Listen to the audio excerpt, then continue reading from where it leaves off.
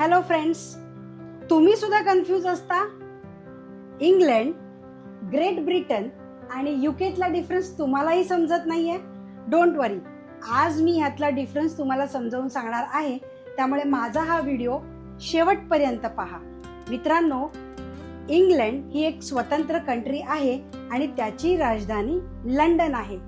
Scotland याची राजधानी Edinburgh आहे आणि वेल्स याची राजधानी कार्डिफ आहे.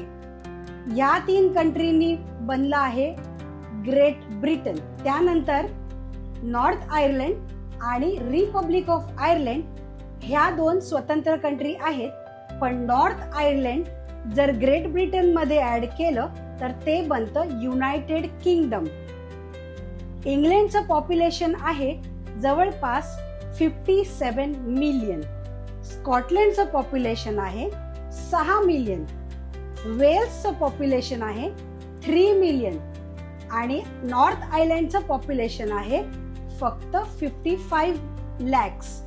आणि हे सर्व कंबाईन जर केलं, युनायटेड किंगडमचं जर पॉप्युलेशन कॅल्क्युलेट केलं तर जवळपास 70 मिलियन एवढं पॉप्युलेशन आहे. तर मित्रांनो, तुम्ही जेव्हा युकेचा विजा घेता तेव्हा या सर्व कंट्रीमध्ये फिरू शकता.